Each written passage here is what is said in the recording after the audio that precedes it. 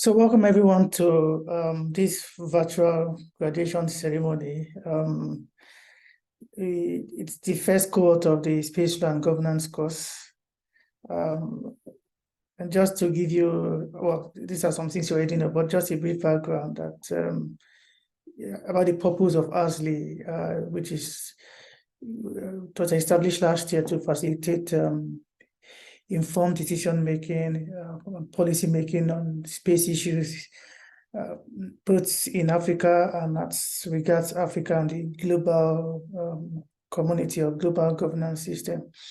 So ASLI wears two hats, as you know, there's this education. So the educational aspect focuses on organizing courses, webinars and lectures, and the idea is to develop capabilities, capacity in majorly space policy, space strategy, space law.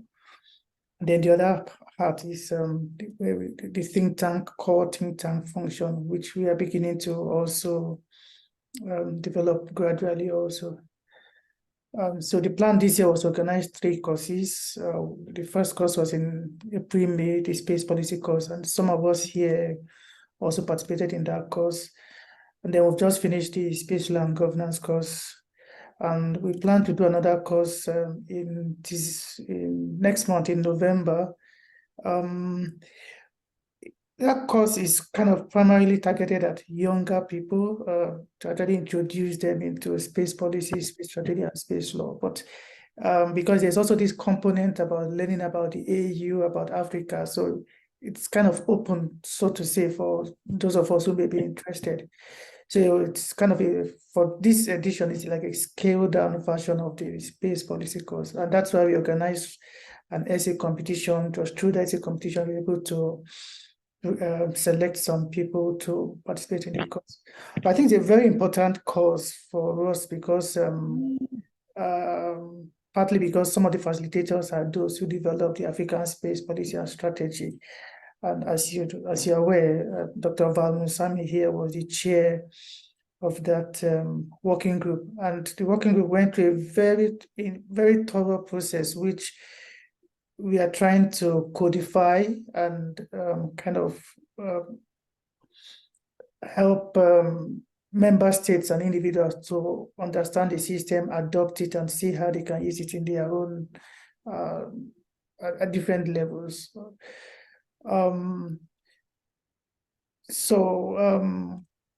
Well, I was thinking some of the facilitators will be here, but because I wanted to thank them, but maybe I keep the thanks till much later.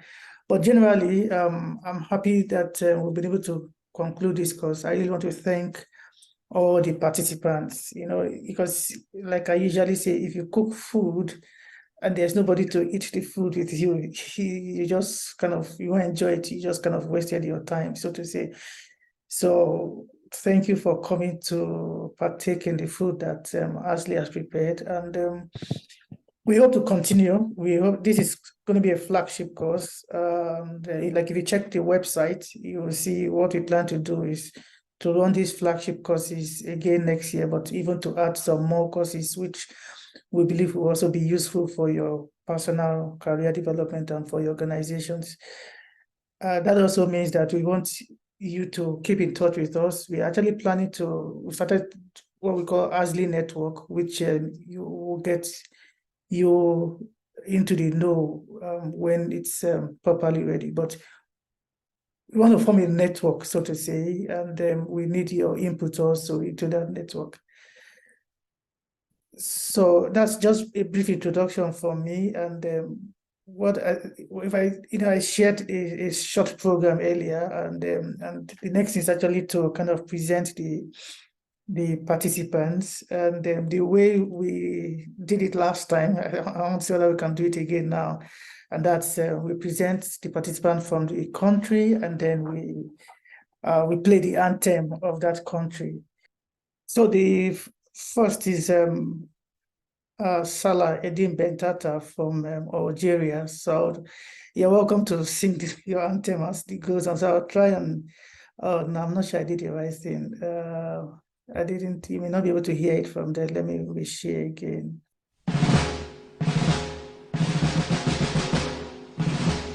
Can you hear it, Salah?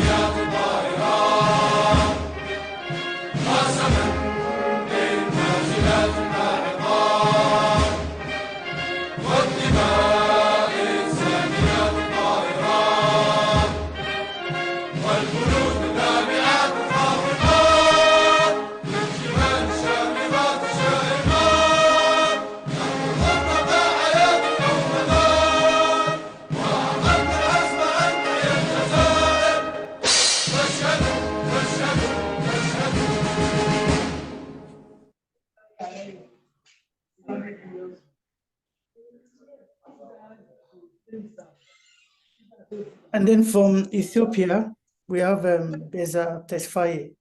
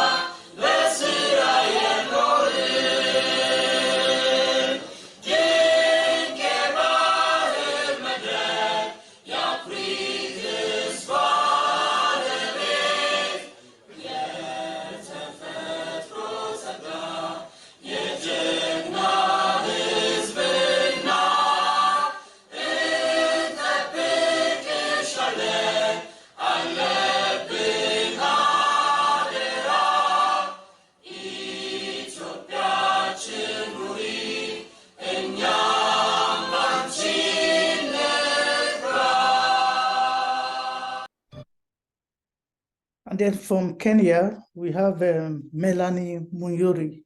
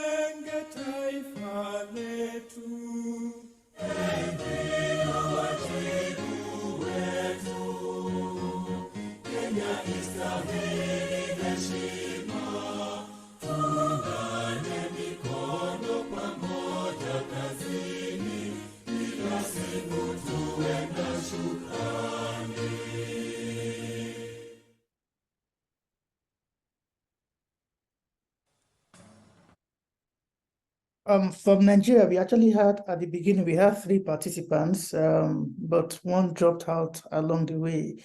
And that's why I kind of appreciate everybody that was able to follow through all through to the end. So at the end, we now have 2, and that's Anne Agi and Nelly Helene Ebruka.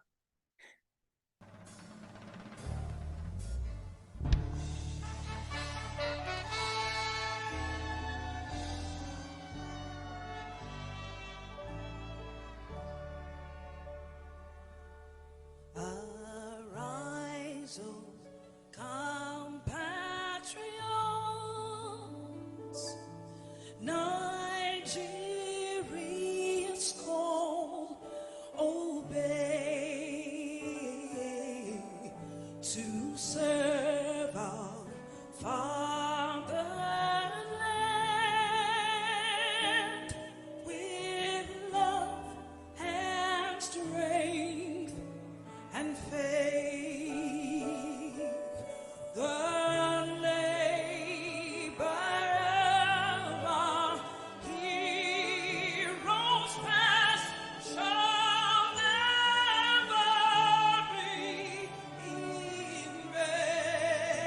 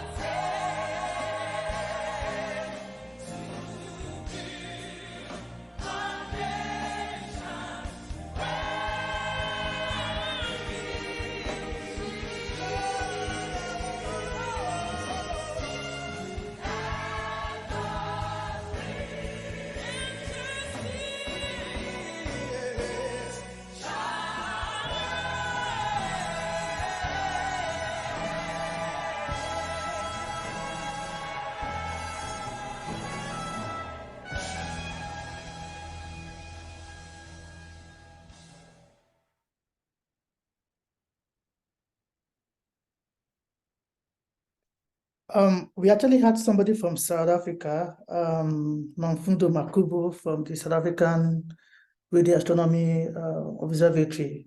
She started, but she also couldn't continue at some point. So we move on to Uganda, where we had two participants, Dr. Dorin Agaba and Brian Wahibi.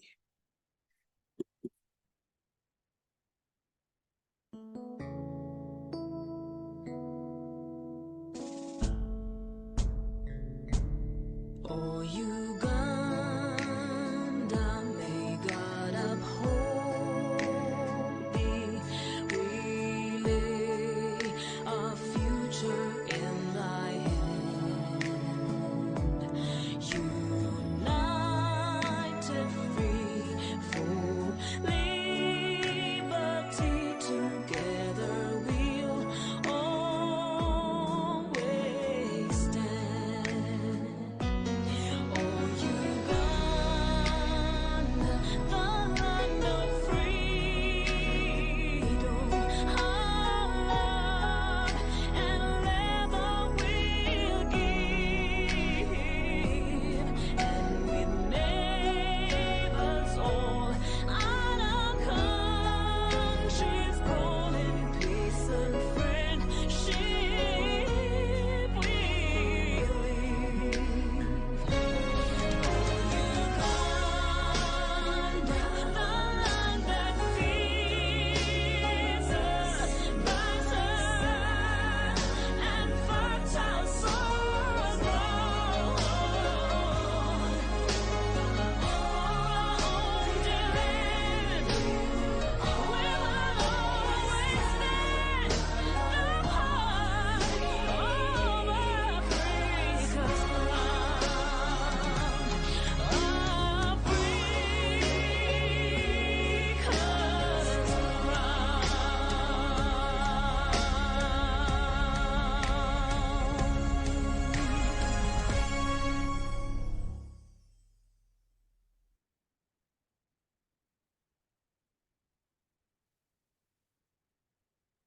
And then from Zimbabwe, we have a Chipo Muzolewa.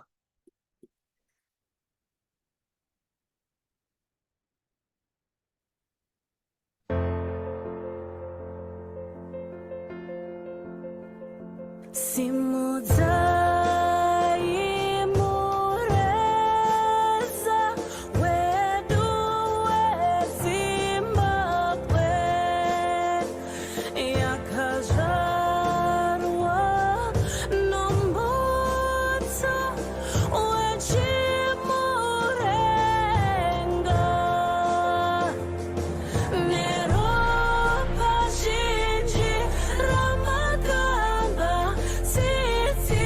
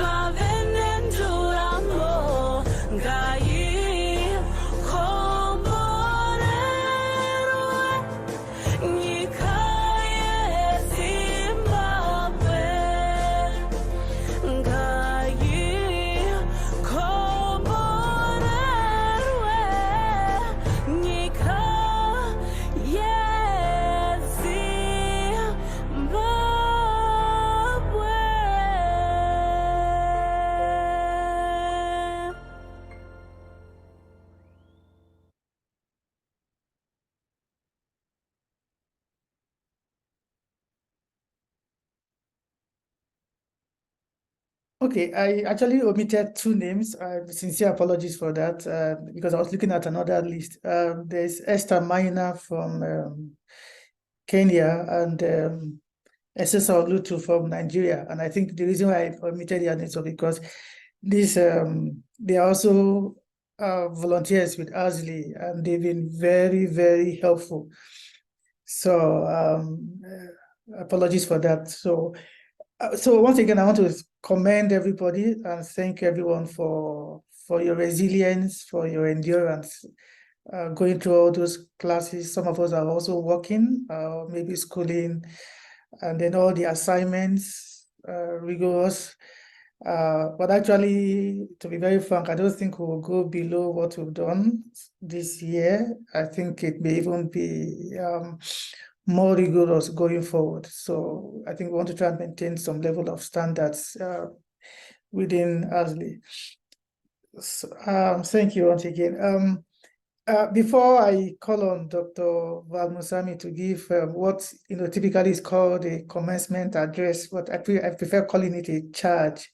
And Ms. Lawrence, thanks for coming. I want to give opportunity to some participants to make some comments, and then we can now have some speeches, so to say. So I'll start with Salah from Algeria.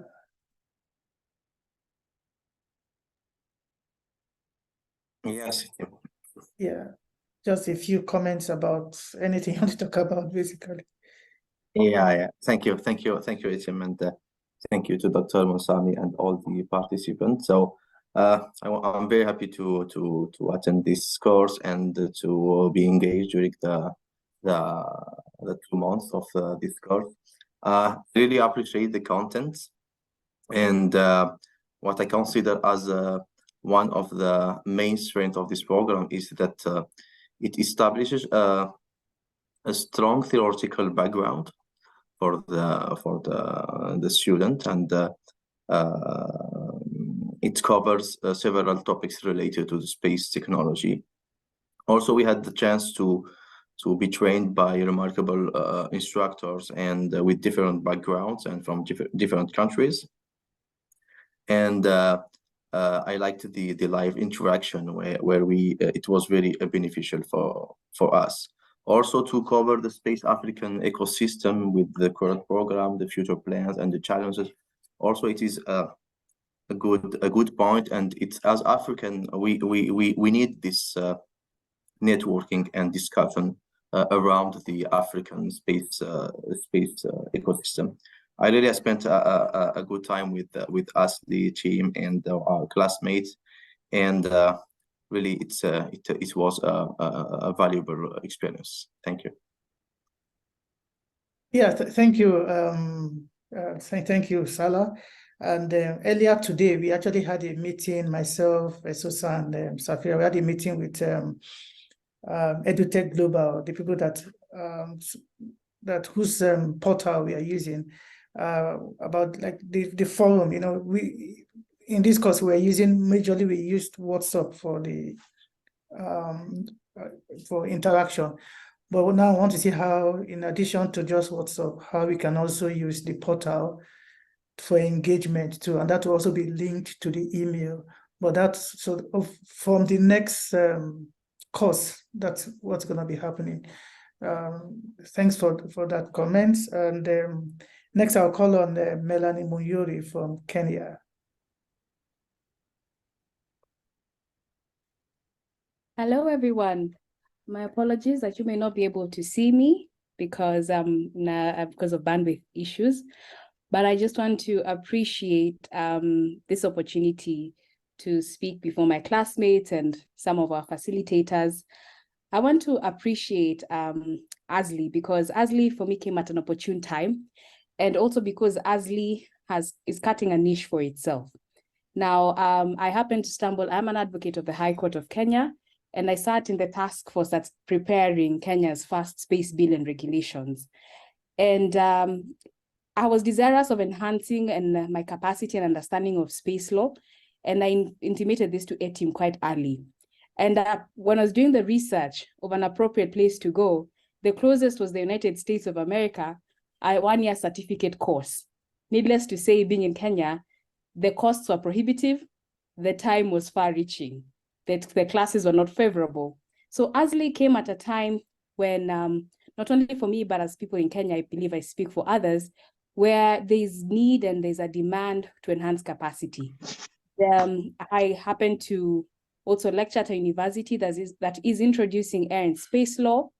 And to be part of ASLI is an opportunity just to say to our students that even we as Africans can be the authors of our regulatory policy guidelines. We don't need to import consultants. We can be generating consultants. So I want to thank ASLI for this opportunity, for ETIM and the lecturers, providing a platform for us to learn.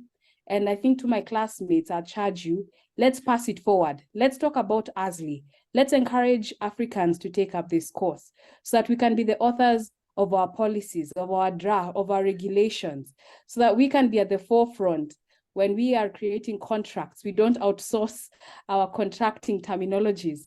I want to appreciate that and recognize as one, we had to do an orbit and satellite lecture. I was very lost and confused, but then I realized I cannot legislate what I don't understand. That is to say, we need to get to a time where we embrace the course holistically and apply what we've learned. So to the rest of my classmates, thank you for your commitment. I believe this is not the last of our interactions. I look forward to seeing you in scholarships, in conferences, in articles, and who knows, perhaps one day when Africa has a sovereign satellite, we will be part of the people at the forefront legislating and talking about how far we've come. Thank you, ETIM. Thank you, Dr. Val Munsami, and every other facilitator.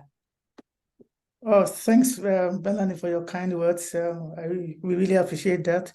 And well, through your inputs, we can also improve on the course. I didn't know that you're on the Africa Speaks group, the WhatsApp group. I think there was this discussion. I think I posted something about a lecturer from Howard University, and he was kind of expressing some like on the level of sadness that in the US, the number of Blacks that are into space policy, space law was extremely very low. And in fact, in the US, I think Johan now responded, I think, the two major universities earlier on where you could learn about space policy and space law was GW, George Washington University, and then he now introduced into Howard. I think now you now have in the University of Mississippi, Nebraska. So in all, you don't have more than 5 universities, basically, or okay, let me just say 10, where you can actually get a proper education on space policy and space law. So we are happy to do this, and we also see it as a privilege, to contribute and try and bring the knowledge instead of people having to travel all that far. Like you mentioned, it's very expensive, but now bringing it down here. And I also always have to thank the facilitators because, from different places coming to share, and they do it so heartily. It's something very impressive. So we hope to continue, and we hope we'll do much better. Next, I'll call on Brian Waibi from Uganda. Yes, thank you so much. Today marks a momentous milestone in our lives. We have grown, learned, and evolved, and thanks to the unwavering support to whoever has been part of this journey to date. And in a special way, I extend my appreciation first to the management at my workplace, that is the Secretariat of Science, Technology, and Innovation, to be particular, the Aeronautics and Space Science Bureau, under the able leadership of Dr. Doreen Agawa, for the relentless support always. And secondly, I extend my appreciation to the African Space Leadership Institute administration and our dear expert facilitators of the course for the diverse knowledge transferred to us. And that is Dr. Terry Brisbane, Professor Stephen Hobby, Dr. Adrian Tikledi, Professor Martinez, Robert, Aruvimbo, Samanga, Dr. Val, Sami, to mention but a few. And of now, and lastly, of course, to appreciate God for making it possible for us to have come to the end of this course. I have to say that the journey through this program has not only equipped us with technical knowledge, but it has instilled within us a deep understanding of the importance of ethical, sustainable, and inclusive space policies. Through the course, we have come to learn that our decisions today will shape the course of our collective destiny tomorrow, because we are all aware that space is not just an infinite expanse of darkness, but it's a symbol of hope, unity, and relentless pursuit of knowledge. So as we step into the world beyond these walls, we must remember that the decisions we make will affect not only our generation, but also those that follow. So our task is to expand our reach into the cosmos, but also to ensure that our exploration is guided by the principles of equity, sustainability, and cooperation. We ought to recognize that the resources of space belong to all of humanity, and it's our duty to steward these resources in a way that benefits every corner of our planet. In the pursuit of our goals, we must foster collaboration, transcending geopolitical boundaries, and encouraging a united approach to the challenges and opportunities presented by space exploration. We must build bridges of trust and understanding, recognizing that the future of space is intertwined with the future of our planet. Only by working together can we maximize the benefits of space exploration and ensure that its dividends are shared equitably among all nations and communities. And to my fellow classmates, let us embark on our individual journeys with the shared commitment to creating a future where the stars are not just distant pinpricks of light, but beacons of hope, guiding us to a better, more inclusive and sustainable world. Let us carry the torch of knowledge and wisdom that we have gained here and ignite a passion for responsible space exploration and governance in the hearts and minds of all those we encounter. Congratulations, and let us boldly go forth into the cosmos with our feet firmly grounded in the values that will guide us to a brighter and more harmonious future for all. Thank you. Thank you, Ben. That's really great. That was a great address. Ben, you were also at the space policy course earlier, and you're also now at the concluding the space law and governance. Just quickly, I want you to just compare and contrast these two courses in terms of what you gained, in terms of the experience. Okay.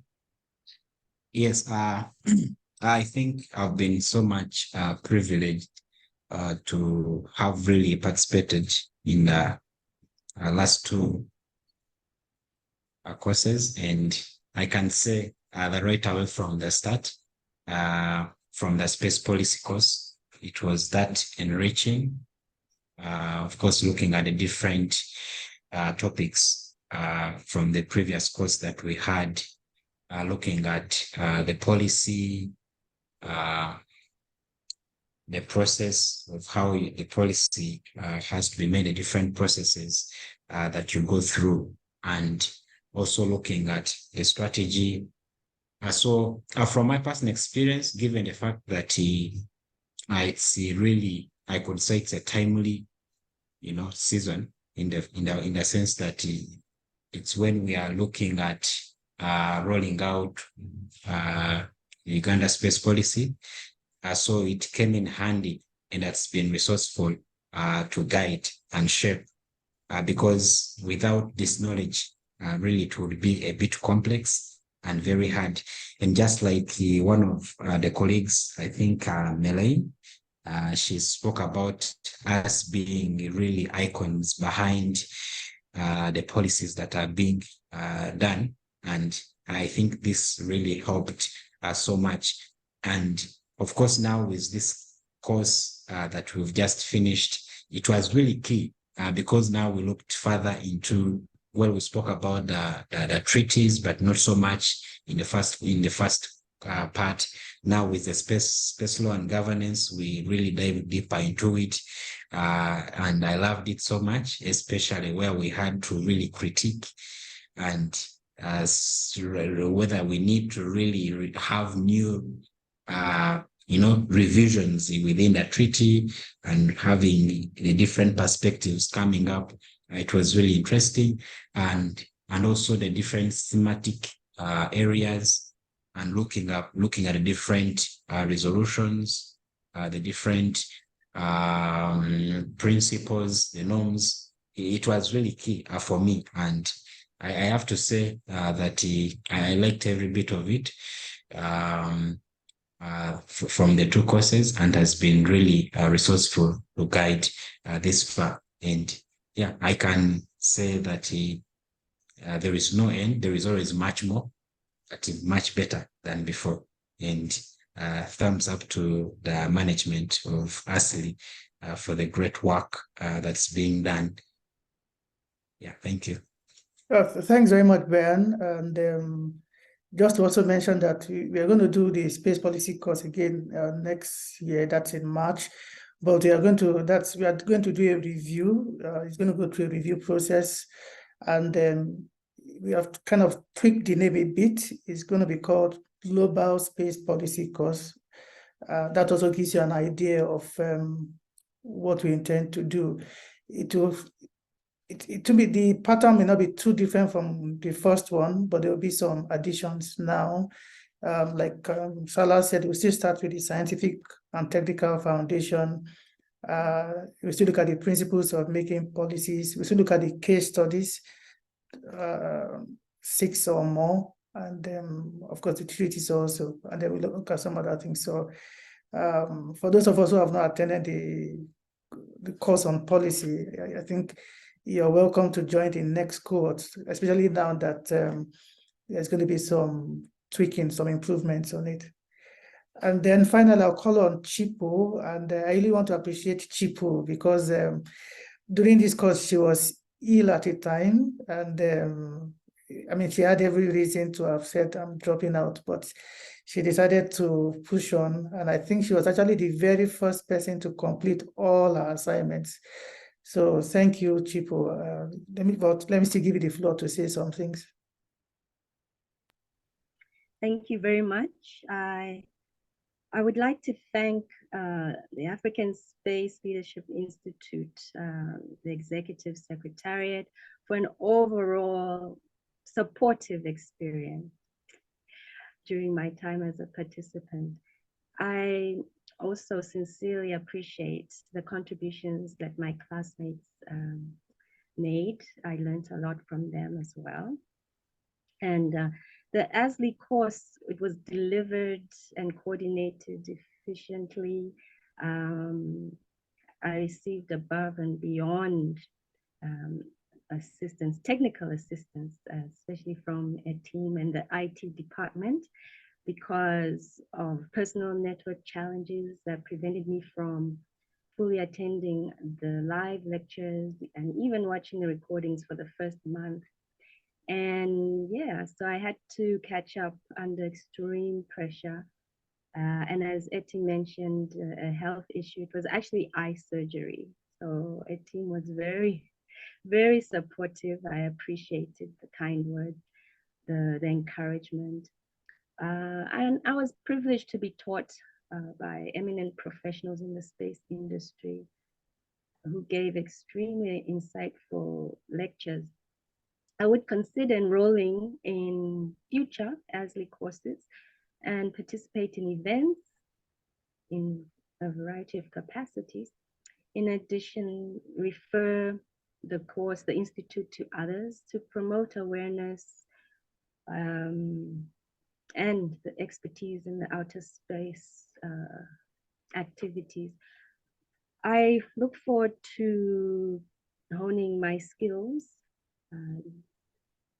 to make a significant contribution to policy making and the commercial space sector. Moreover, to ensure peaceful use of space for the sake of all humanity.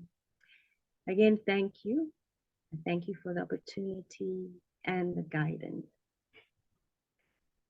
Yeah, thank you, Chipo. And I hope you'll have the opportunity of sharing what you've learned at ZINGSA. Well, everybody has said so many nice things, but I was actually expecting some critique also. So maybe, I don't know whether this is not a forum for that. So please, you're very welcome to critique. You can, maybe outside here, you can send mail. We actually need that also, so that we improve on what we are doing. And then finally on the agenda, I think okay, yes, thanks. Yeah, okay, I think that's another thing. You can just make comments in the chat box too if you prefer that. I think I'm really happy about having Miss Lawrence and Dr. Munsamin here to speak, because there's a kind of some commonalities between them. So it would be nice to hear from both of them. So they're both South Africans. And when Dr. Munsami was, well, maybe I stand to be corrected, but I know at the time when he was the CEO of the South African National Space Agency, I don't know whether it was that same time that Ms. Lawrence was the chair of the board or somewhere, but at one time they were together in the management of SANSA. They were there in the establishment of SANSA. Ms. Lawrence was in the Pioneer board, and I know Dr. Musami was also involved in establishing SANSA right from the onset.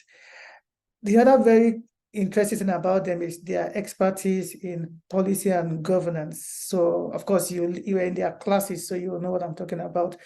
I'm always amazed looking at the two different perspectives and how they coalesce. In fact, to be very sincere, so when I was in Dr.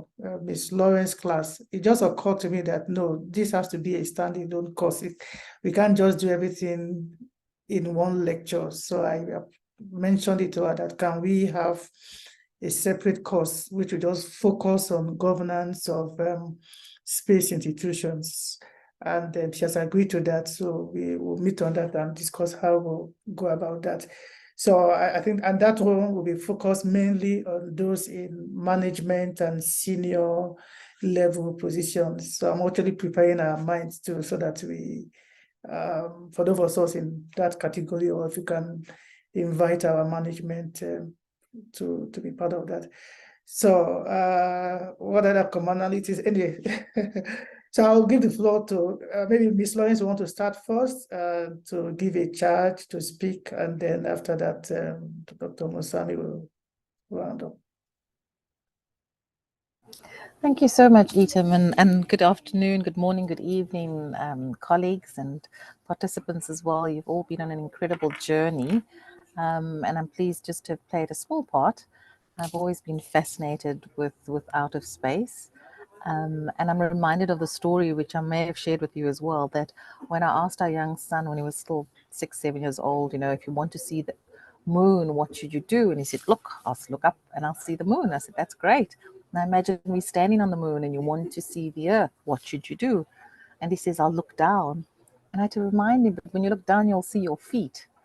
And so it's the shifting of perspective that if you're standing on the moon and you want to see earth, you actually need to look up. So to all of you, the journey is one of networking, of connecting with one another, in supporting how we position space in Africa, and how we can support each other in growing that particular, I'm not going to use the word space, but arena as such. And so, there's a lovely saying by Margaret Mead when she talks about that never doubt that a small group of thoughtful, committed individuals like ALSI can change the world In fact, it's the only thing that ever has. And so I'd like to leave you guys with that particular quote. Regarding the space governance in South Africa, if it's a bit noisy, I'm just going to move quickly, Etam, sorry. To say, yes, the Okay. Can Uh, you hear me? Or am yeah, I we can hear frozen? you now. Yeah, we Okay. can hear you now. So I was just saying, we need to take the governance. So my particular focus and interest is around the governance of space institutions, because of the nature of the work that needs to be done, and how do we serve our communities and our citizens effectively in utilizing space for that, to that end. So I look forward to having further conversations about this with all of you. So thank you for the invitation to be part of this journey, and I wish you all well in your space journeys too. Thank you. Thank you very much, Ms. Lawrence. And I just remember one of the things, or maybe I allow you to speak on that. One of the things you do about training people to be board members, especially for ladies. Do you want to speak on that? Oh, I would hijack the rest of this afternoon if you could ask me to do that. But certainly we do need to we need to support and encourage more diversity in the boardroom, the diversity of bringing in gender, but also from age, from young people, from a diversity of skills, because more effective boards who are able to embrace and hold multiple perspectives and be able to see things from different perspectives makes for better ethical and effective decision making in the boardroom as well. So for some women, getting into the boardroom is an opportunity to then get into CEO positions in the C-suite. And so to help support women in their journey to the boardroom is something I'm absolutely passionate about, in creating that confidence, but also the awareness of the risks that come with being a board member as well, because you can be held personally liable for the decisions and the actions that happen in the boardroom. So it's about not just saying, oh, that's not for me, but say maybe it isn't for you, but at least you've had an experience or an exposure of what that may well be, to navigate those positions. Val may recall or not, but I was one of the inaugural board members of SANSA, and when I was asked in my second term to chair the board, I was actually the youngest board member. And so, there were a number of different firsts in that sense. But it's just about how you manage the board and how you manage the engagement and the governance. You had many very astute, both business people, you had different departments, and I had academia with their many professorships and doctorate degrees behind them. But again, when we're sitting in a boardroom, are we acting in the best interest of the organization, and what does that mean when it comes to space as well? So thank you. Thank you, Ms. Lawrence, and please feel free to reach out to her. I think you have your email address, so you can always reach out to her. I have actually subscribed to the newsletter from Board Vice, so I also encourage people to subscribe to that also. Thank you, Ms. Lawrence, and thank you so much for taking time out to join us here. And then to my Oga, as he said in Nigeria, to my boss, Dr. Val Musami. I think we've come a bit of a long way, and I think as far back as 2014, when I was at the AU, and he was chair of the working group. And then 2016, I was privileged to be his do I call it intern? Yeah, it's internship. Yeah, I interned in his office at DSC South Africa, and I think that's where the journey for ASL, like more or less, properly started. Of course, there'll be some thoughts here and there, but I think it's properly started from there, and then things started kicking off from there. So it's an honor and privilege to work with Dr. Val Musami. I mean, the testimony I hear from him from everywhere. I'm in South Africa right now, and sorry if I may say this, even those who are so-called enemies, they still give him his due respect. They can't, I mean, they attest to his brilliance, his integrity, his forthrightness, diligence, everything. I'm just hoping that Africa won't lose him to to some other place. So Dr. Musami, you have the floor, please. Thank you. No, thanks, Etem, for the kind introduction. Maybe just to start off by firstly congratulating all of the students that have graduated.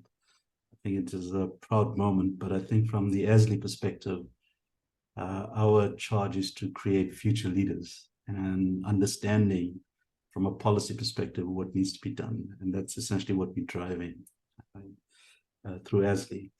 I also want to take the opportunity to thank Joy Marie. And I'm not saying this because she's here with other colleagues in the call, but I kind of, when I started as CEO of the South African National Space Agency in 2017, Joy Marie was the chair of the board at the time. And I actually learned quite a lot in terms of how to rationalize, argue points and to keep a calm demeanor. And I think she did that very well. And I kind of missed her presence when her term came to an end. So thank you, Joy Marie. I think you've been a role model even in my own learning. And just, by the way, I've never stopped learning. I learn every single day, even up until yesterday. We were discussing like over 3 hours with on the mandates of various agencies. So just by the way, I'm here in Saudi Arabia as a deputy CEO of the Saudi Space Agency, and we're busy trying to establish the ecosystem here in Saudi Arabia. And all of the learnings that I've garnered across, over the years, are actually plowing it into, the jobs that I take on going forward.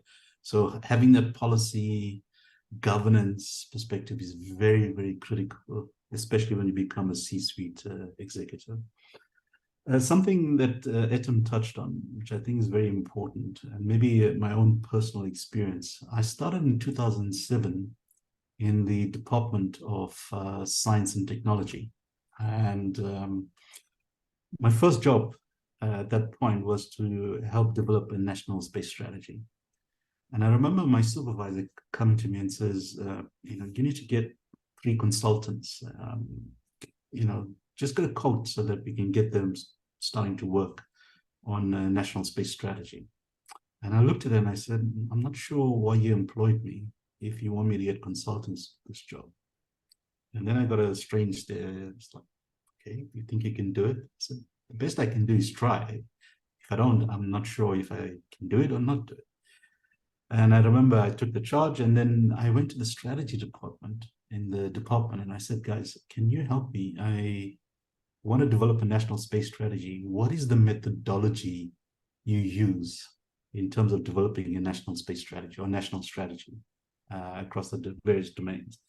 And they looked at me puzzled and they said, that does not exist in this department. You'll have to go and figure it out. And so from that point, I had to throw myself in the deep end, and it was a very steep learning curve. And I think from that experience, and then when we finished the strategy, we realized, hang on, we don't have a national space policy. And so that was sitting with a different department, the Department of Trade and Industry. It was exactly the same experience. Guys, we need to write a space policy. So I co-chaired the committee that actually developed the space policy in South Africa through the Department of Trade and Industry. Again, it was a very steep learning curve. But just to give you a sense of the timeline in which this happened, I started in July 2007. The space strategy was finished in December 2007. That was 6 months. Okay, it was in record speed. Normally it takes about 2-3 years. The space policy, it took about 3-4 months to develop. And it was because of a concerted effort to do things in a very fast pace, but also apply some rigorous thought process in them. And so when you see things happening over expanded timelines, it's not because you have that extent of time to do it. It's because there's a lack of capacity and understanding in terms of how to actually do it. And I've seen that in many very different countries, and not just in Africa, but across the world. And so what we're trying to teach you here is the basics. If you are coming to a leadership position and wanting to set up a national space program, or even looking at an institutional level, you have to understand the policy, the governance. And I always make this point when I even lecture space policy, that your unit of analysis is not your institution. it's actually your ecosystem. So if you want to position your organization, you have to understand the ecosystem. And the boundary conditions for the ecosystem is determined by the policies and is determined by the governance. And so that's why it's very critical to have a keen understanding of the policy and the governance aspect. And I think when, as Etem indicated, he was an intern at the Department of Science and Technology when I was there. And one of the papers that we wrote that was actually published in the Journal of Space Policy was the need for Africa to have a space policy institute, very much like a European Space Policy Institute. There was the George Washington Space Policy Institute and so on. And so we felt Africa needed to have a policy perspective in terms of dealing with the policy aspects. And the one thing I'll tell you about Etem, I remember when I used to sit in my office and he used to come and see me, and I had my desk facing the window, looking away from the door. And when I would turn around, I would see Etem standing. It's like, Etem, why are you standing here? Because he would not come in until I turned around. That was Etem. And I think we had some good conversations because a lot of that was preceded by the work we've done at the African Union in terms of developing the space policy and strategy. And I think even that was done in somewhat record time. I think the first resolution that was taken by the African science ministers was in November 2012 in the DRC. And we set up the African Union Space Working Group in around about 2013. And so we worked from 2013, 2014, and then 2015. We did a lot of the consultations. And by January 2016, we had both the policy and the strategy approved by the African Union heads of state. And that was a landmark event. It took more or less like 2 years of hard work to get both of those documents actually kind of concluded and approved by the African Union heads of state. And I think the norm, even in the African Union, is probably 4 to 5 years to do any of the strategy. And we did that in kind of record time as well. It's kind of sad to see how things have slipped, because since the policy and strategy is approved, we're still talking about the establishment of the African Space Agency, which is now 2023. That's 7 years later. And Etem knows some of the politics and why things have fallen through the cracks, but that's probably another lesson learned that we can share sometime in the future. So I'm quite excited in terms of the way things are panning out. We started off the African Space Leadership Institute to ensure that we capacitate African professionals, because we believe very strongly that the future leaders are the ones that's going to shape the course of Africa. When I look across Africa, it's somewhat disappointing to see how things have slowed down. You know, there's when we talk about collaboration, there's very little intra-continental collaboration. Most African countries would rather collaborate with countries outside of Africa than inside. And that is very telling in terms of the future of the African space program as well. We need collective leadership and collaboration across Africa. So we don't understand our own ecosystem that's going to fragment and actually destroy what we try to set up as part of the African space program. But we're hoping that through these teachings, that through the African Space Leadership Institute, that we can get the support and you know, shape the minds of the future leaders of the African space program in Africa. So that's essentially why we set up ASLEAD. So it's not just policy and law and governance. It's the African Space Leadership Institute. We think it's about leadership. And that's probably one of the things, key aspects that's missing in Africa, is the strong leadership and collective leadership. So with whatever little you've learned, I encourage you to keep learning and you know, having an open mindset. I mean, just to give you a sense, in terms of what I do right now, I borrow from my science background, I borrow from my international relations background, I borrow from a regulatory background, I borrow from my policy, my strategy, having led you know, at an agency level. I've been sitting in the boardroom. All of that experience, if you put that together, is invaluable. You can't get that at a university degree level. A lot of that comes from experience.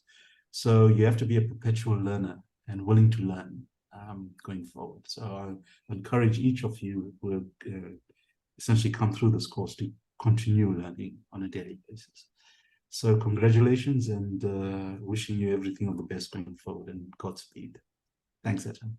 Yes, thank you, Dr. Mutsami. And I think if I may just pick one word, and that's continuous learning. It's something that we all need. I mean, like Dr. Mutsami, he has a science background, solar physics, and when it comes to policy, you can't beat him. My background is engineering, and when I got interested in policy also. So I know we should be rounding up now, but I want to just give a few minutes if we want. If you want to ask Ms. Lawrence or Dr. Mutsami any question, just I know we didn't get to do this during the class, so it could be something outside the lectures. Actually, it could be anything about career, about experience, anything, advice, anything whatsoever.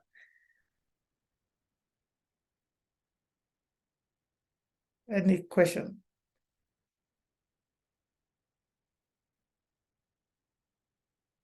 Okay, it appears there's no question, right? Okay, maybe I just ask one question then, and that's both of you may want to respond, and that's how when Dr. Mutsami was the CEO of SANSA and Ms. Lawrence was the chair, there's this issue of the dynamics between in terms of background, in terms of male, female, different experiences, how we're able to manage those differences in opinion, in ideas, and I don't know, how did you manage that at the governance level now? I was going to say, many of the things are not necessarily a male-female thing, but it's a question of, are we listening to understand, or are we listening to respond?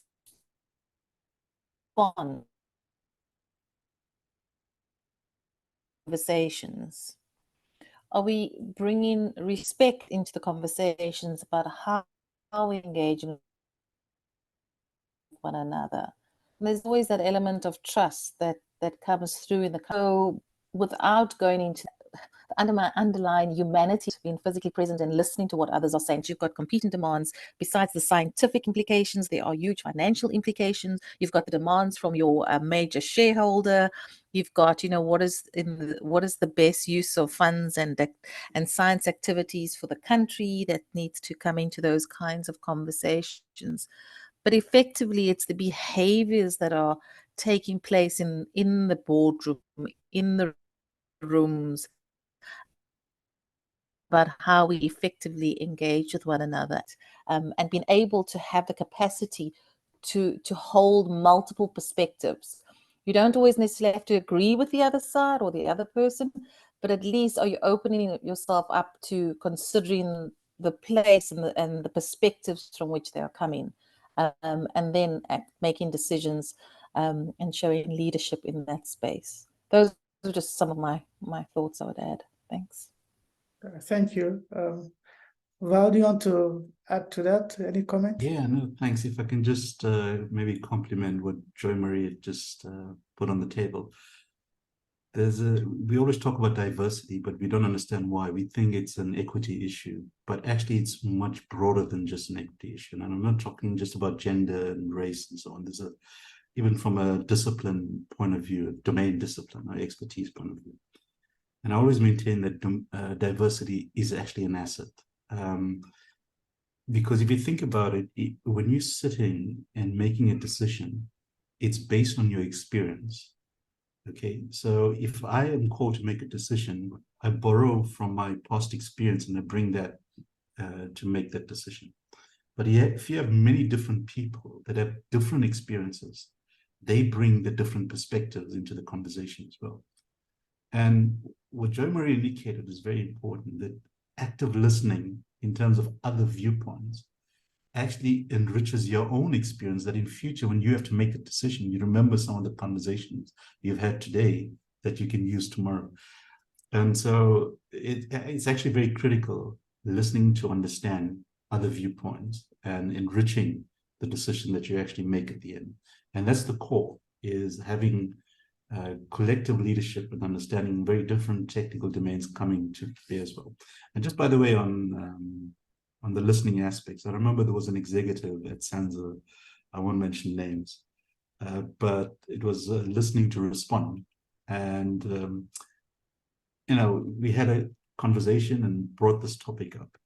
And so I remember there was a lecture by Simon Sinek, and he mentioned how Nelson Mandela talked about his father being the chief in the village, and he would always talk last. He would always listen first before you would talk. And I even got the executive, and I said to her, in the boardroom, if you put your hand up, I will not call on you. I will wait until the last, you being the last person, and then I will ask you to speak. And from that, you know, there was a bit of training and understanding, and then I think there was a sense of appreciation of the ability to actually listen before responding first. So just sharing some insights and experiences as well. Thanks. Thank you. Sorry, one more question, and also from different perspectives also. And the question has to do with professional development, career development. And I'll start with you, Val. Many of us want to be, so to say, global experts, international experts. And for you, your position right now is South African man in a very delicate position in Saudi Arabia. You know, space and national security are usually, I mean, you can't separate the two. In fact, sometimes space and nuclear, you know, they go hand in hand, so to say. So how does one develop himself and position himself or herself so that you are you're a global asset? I mean, so to say, I don't know a better way of putting it, but you can be called upon anywhere in the world, and people will want to employ you or want to associate with you. No, thanks, Echem. So one of the things you have to try to do going forward. So there's two aspects. So one, as I said, you have to be a continuous learner. And by the way, just so I'm not bragging about this, like right now, I'm actually doing a course through MIT on strategic road mapping. So how to break down technology so that you can understand them at a system level, subsystem level, even at the component level, how to define figures of merit. Because if you want to develop technologies, how do you actually deconstruct them to understand how they're being put together, what's the physics, the chemistry, the, you know, whatever the science is behind it, and how you get to the system level. With that understanding, then you can start to work on technology roadmap. I could, you know, choose not to do that because it's a, you know, I spend 2-3 hours at, you know, early hours of the morning doing that, whereas I could be sleeping. But it's an active call on myself to actually enrich what I already have that I can pass on, not just for myself, but to the people that I work with. And I can start to share some of that knowledge. So the active engagement in terms of trying to learn and distill what you learn and apply it is very, very critical. The second one, and I find this also very weird, for some reason in many multilateral forums, the only country that would pitch up in these forums was South Africa.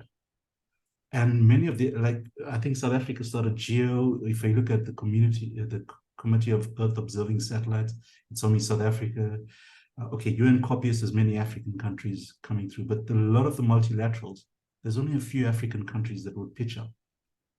The key aspect around that is that you cannot be part of a decision-making process if you're absent, okay? You got to show leadership and be present where those decisions are being made.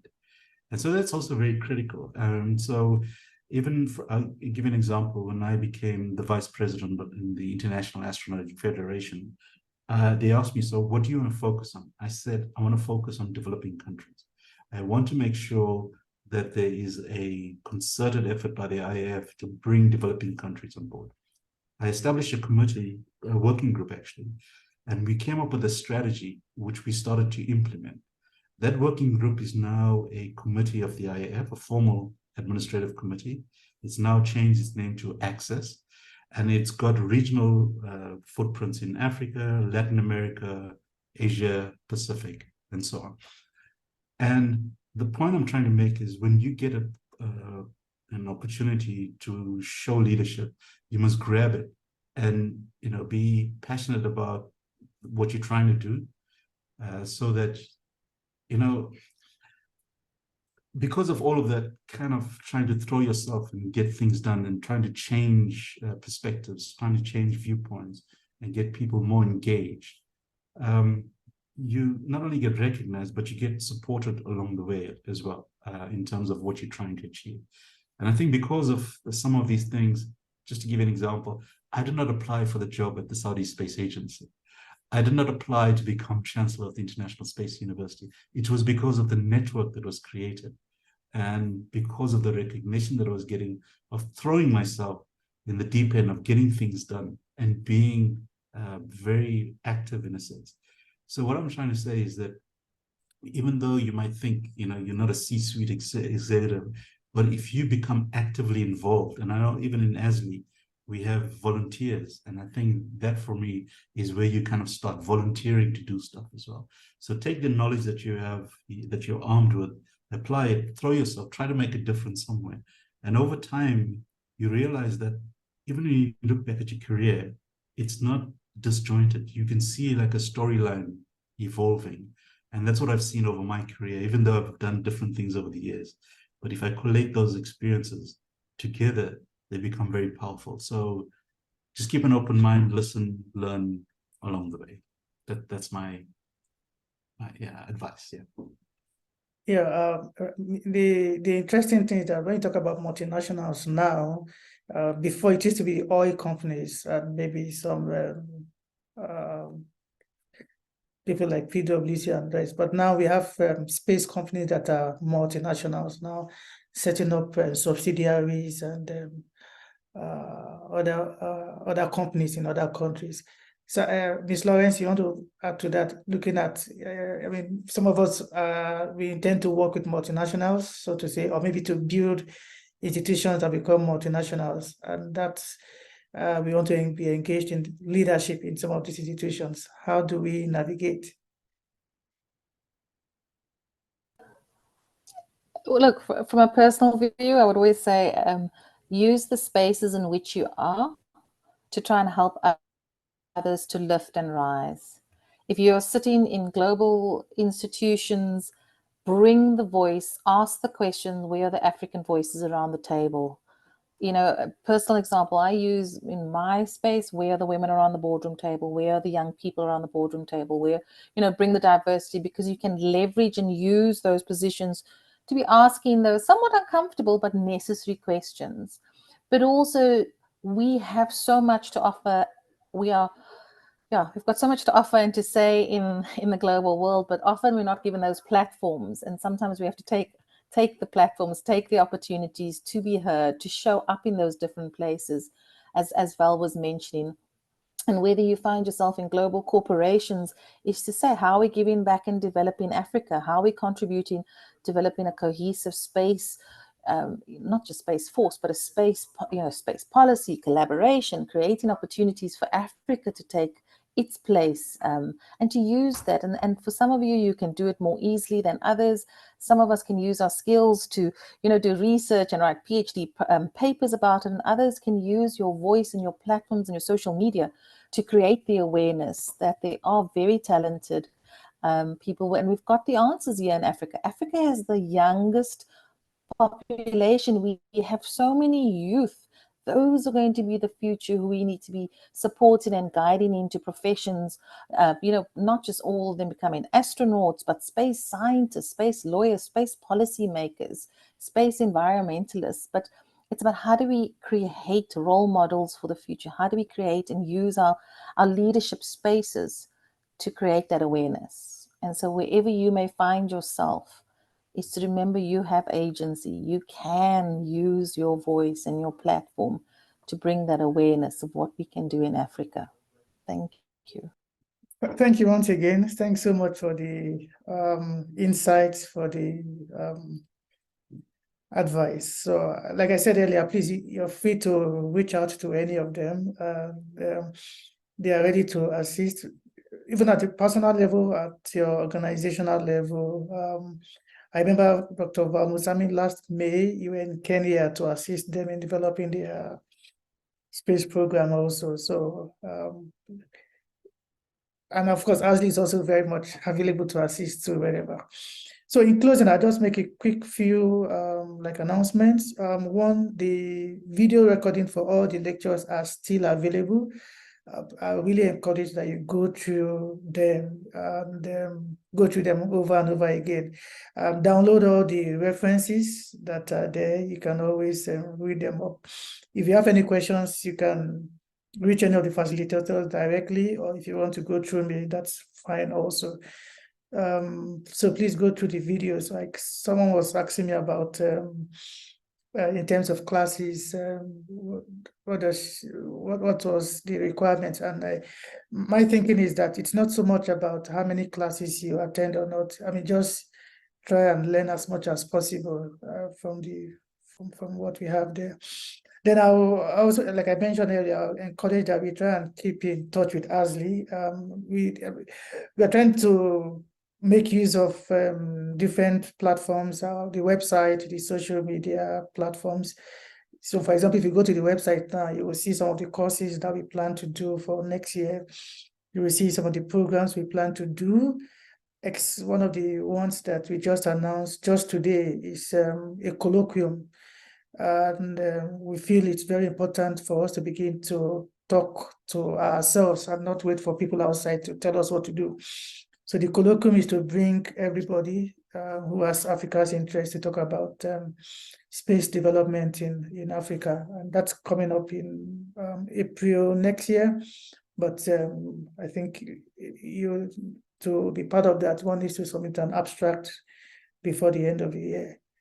The other thing I also mentioned is the issue of volunteers. So we work primarily with volunteers. We don't have any funding source, no donations, so to say. So I really, really appreciate all our volunteers like Sosa, Safira, Esther, Faith. And like Val said, volunteering is actually a means of well, in this part of the world, maybe we don't really value it so much, but I know in the Western countries, volunteering is something that they value so much. In fact, in some jobs, it's not so much about your hard skills, it's who have you served, what have you contributed to the society, what have you done, be philanthropy or something like that. So if you want to volunteer with ASLI, you can get in touch with me, let's discuss, and of course, it's pro bono, but there are many other benefits you get from being part of being one of the volunteers. So we can discuss. We actually need more hands because next year we actually want to do a lot more things, and we'll be really happy to have people who have passed through any of the courses to engage with. And then I think finally has to do with the certificates. So as you are aware, our policy is that you need to get 70% across board. So whether it's assignments, whether it's attendance, whether it's quiz or anything. So for those who have completed or have met these minimal requirements, you get your certificates very soon. But for those who have not, I think you can still, I mean, there's still some time, you can still do that. Normally, we try to shut down on a course because we want to start another one. So I think before the next course starts, which is November 2nd, I'll encourage that you try and tidy up whatever needs to be done in terms of assignments and quiz reports. I remember for those of us that could not do the presentation for Dr. Tipladi, you need to do a report since you could not do a physical, you were not there to do a presentation. So let's do that so that we can get the certificate. The certificates are equally good, even though the knowledge gained is more important, but the certificates show that you've actually gone through this course and you've acquired this knowledge, and they could be useful in future. I think that's basically what I want to say. I don't know if there's anything you have omitted, any question or any comment from anybody before we close.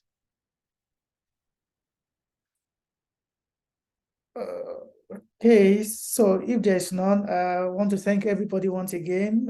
Thank you, Dr. Musami, Ms. Lawrence, all the participants, everybody. I really appreciate. I learned quite a lot also, and I really need to thank Dr. Musami again. You know, I think I mentioned it during the course. Through the auspices of Dr. Musami, I did a course also. You know, he talked about continuous learning. I did a course from Cambridge. I think it's called Evidence Analysis and Decision Making in Policy. So I think that'll be my final word. Keep learning. You know, you say, you know, you're get understanding, get wisdom.